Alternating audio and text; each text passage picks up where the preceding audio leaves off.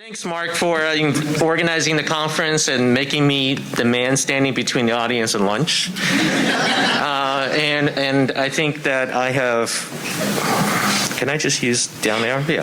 So I have a number of disclosures. I'm primarily supported by the NIH, but I think I'm also the first American physician on the platform this morning. But I certainly do not represent all the evil that's been described so far. And I think I want to impress upon you that clinical medicine still has a role, and because this is probably what the majority of us come into contact with. I don't do a lot of genetics because it costs a lot of money. I don't do a lot of PET scans because it costs a lot of money. And just this morning I was writing to our healthcare system that insurance does not pay for these. And then so from a practical healthcare perspective, I do what is accessible. And what I'm presenting today is also the work of a lot of people, and that I'm really just their spokesperson. You can see here this is a multi-institutional, multi-year effort. And most importantly, I want to thank our patients, families, and healthy volunteers without whom none of this would be possible, without whom this would not be possible. So I'm also going to be the one to bring you the bad news that so far what you heard about Alzheimer's disease is not all one thing. And Alzheimer's disease diagnosis in a clinical setting is suboptimal, and we only right about 70% of the time. And I like to tell this with the folks who see me in clinic. That means that out of a whole day, I'm wrong one time out of three. One time out of three, I'd be a great baseball player, but not so much as a clinician. And this is despite extensive neuropsychological pencil and paper testing, MRI imaging, and what we call consensus conference, a bunch of clinicians like myself sitting around voting as to what the most likely diagnosis is. It is not because clinicians are dumb. It is because biology is complex. It is because medicine is not a straightforward thing that what I think is goes. Very often I give the example that if one of the ladies in the room has a lump in her breast, we don't sit around and guess whether it's a cyst or cancer. We actually get a piece of it to figure it out. Can you imagine going to a doctor who says, well, I'll tell you what it is, but I'm right 2 times out of 3.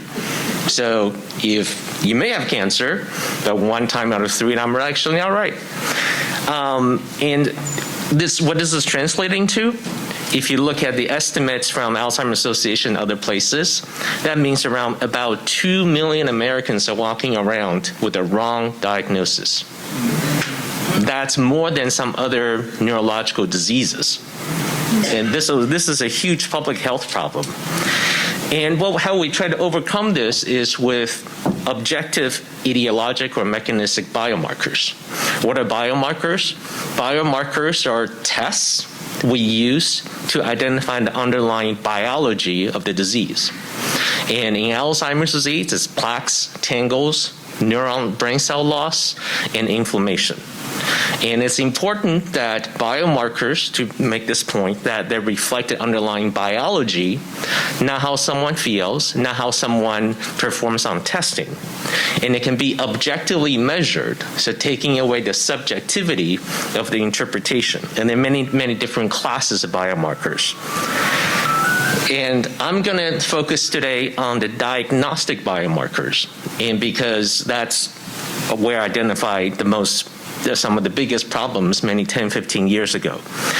And when we look at this kind of a theoretical progression of Alzheimer's disease through the different stages of very mild to moderate to severe dementia, when somebody starts to lose their independence and needs full-time care, the brain pathology, changes in the brain, plaques and tangles, like you heard this morning, occur up to 20 years before the first clinical symptom becomes evident. And it is not practical, despite a lot of persuasion and lobbying, for us to start screening people at age 50. So the most practical approach is when somebody has very, very mild symptoms, that we provide the earliest and most accurate diagnosis at that time.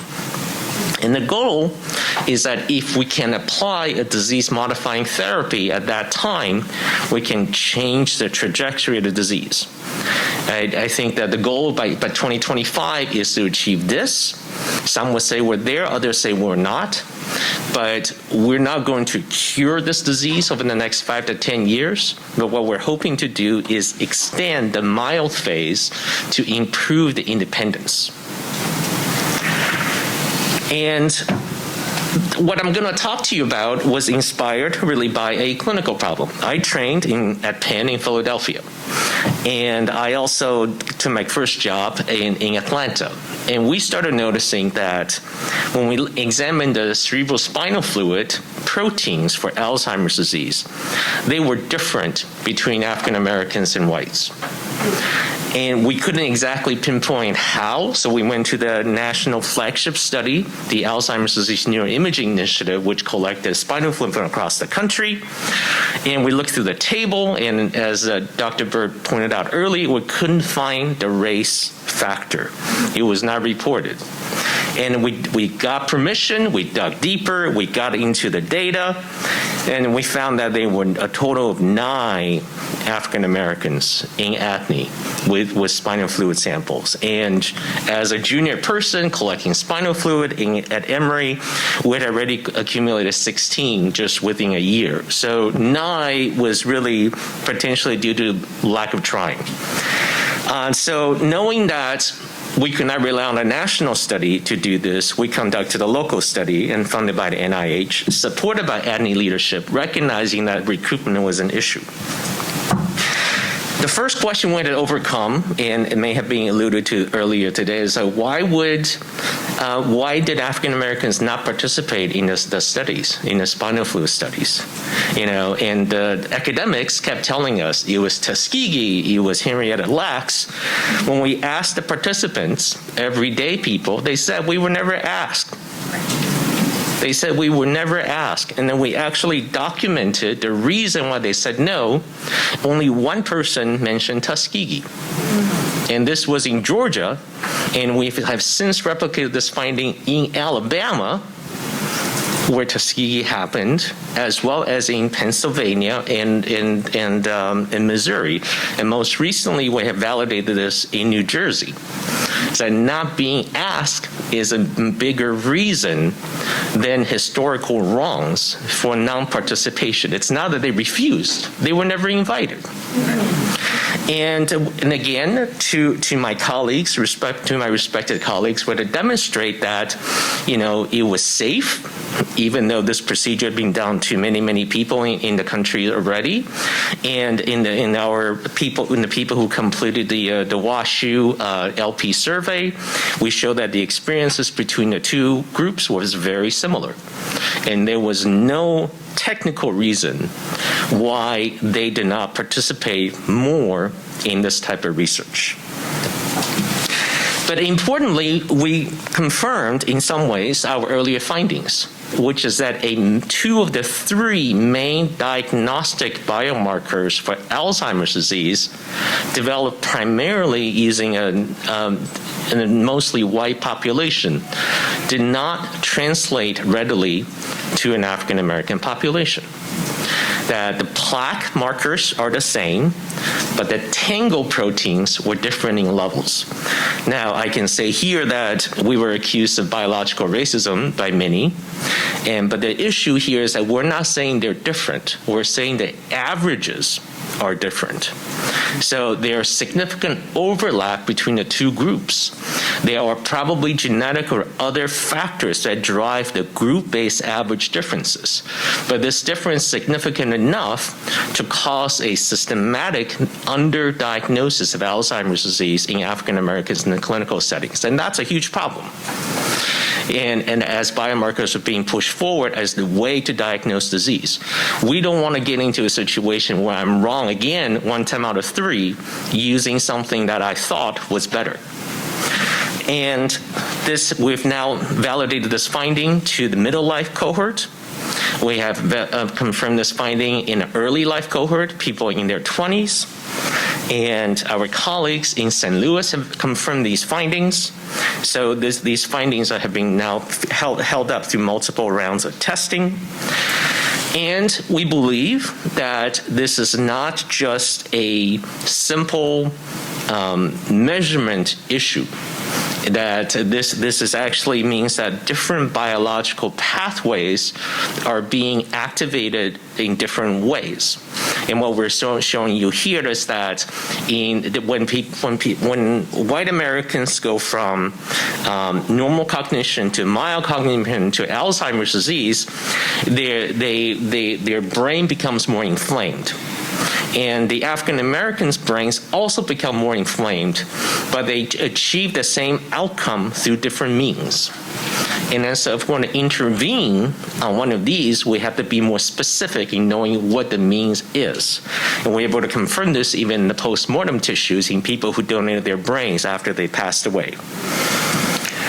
And we're able to perhaps associate or link these findings to how their brain network, how their brain regions talk to each other through this test we call the functional connectivity. And what I'm showing you here is on the right here is a complex way that the people who image brains explain their findings. I'm going to tell you what the neurologist says.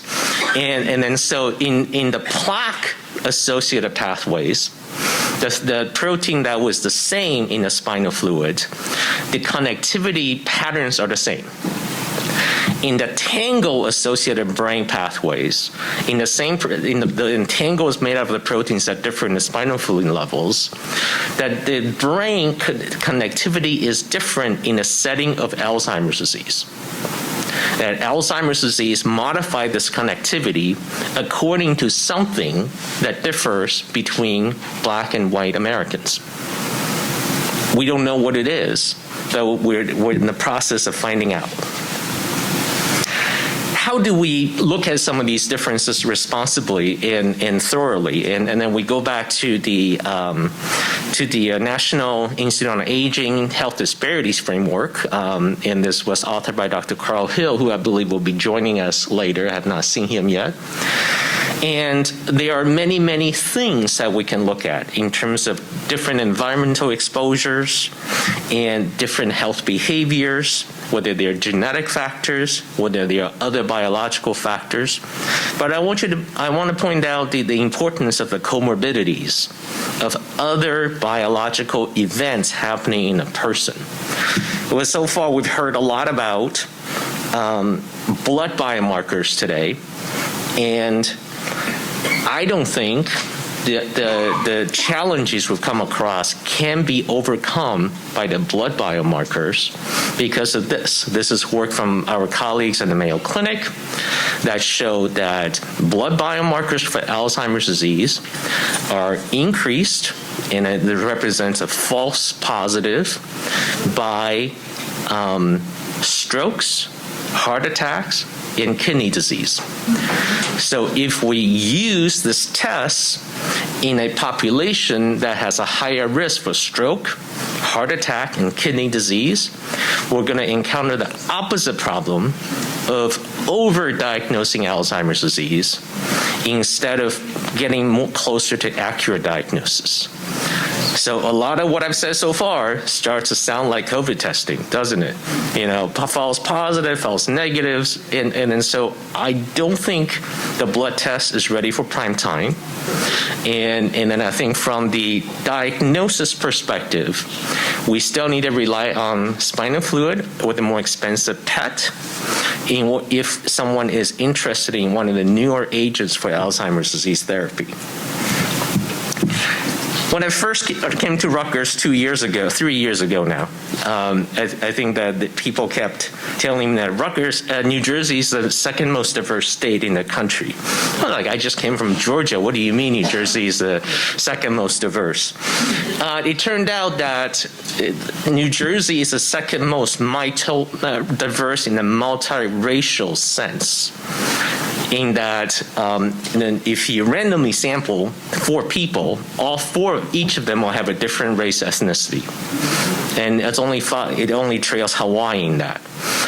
And what we're able to do now is that we're launching a number of other studies to ask these questions in other groups of people.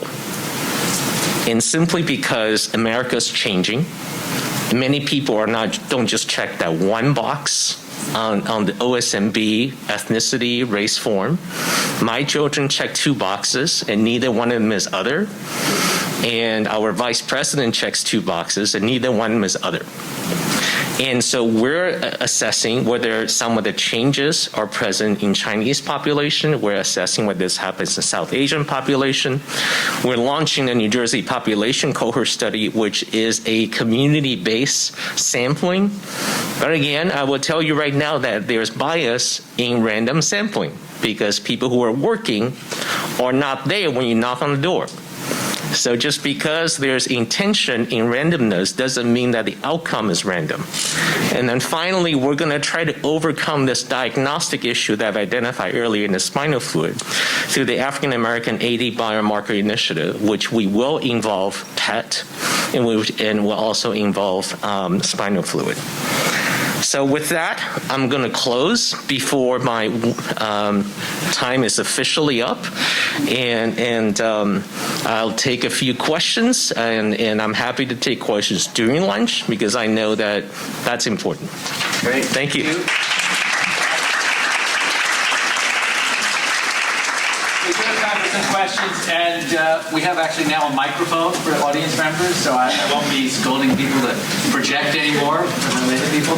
So Mustafa, for people asking questions, we'll sort of bring it around.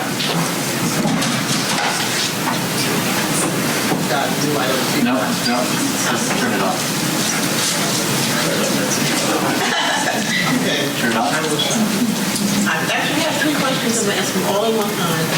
The one with regard to mild, with I was very interested in that one when you said that was mild. What age is mild? And you kind of spoke a little bit about that.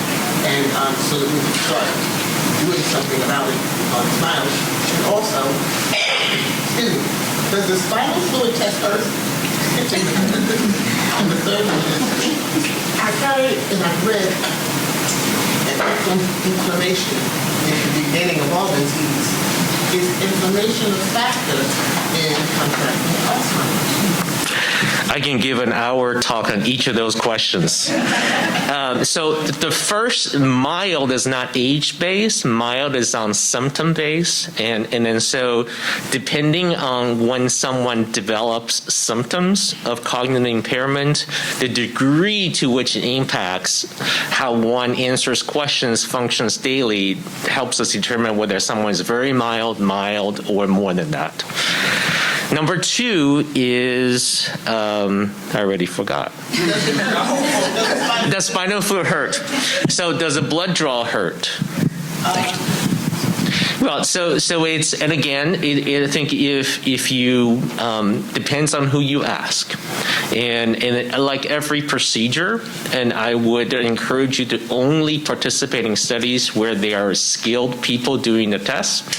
I think everybody has gone to get a blood test where it hurts like they're doing a biopsy, and other times that you can barely notice they are done with it. So it has a lot to do with experience, and then I think the experience centers where we're doing them, there's the initial pain when we're numbing up the area with lidocaine, but after that you're going to feel pressure but not much pain. And we actually have videos of participants who have gone through this, discussing their experiences, and for a lot of them we're quite judicious that we call them back the day of and 3 days after to say, are you having any pain? Are you having any discomfort? To seek that out. And so it's not, I can't tell you that, it's like spitting something, but it's also not as uncomfortable as many people have made it sound.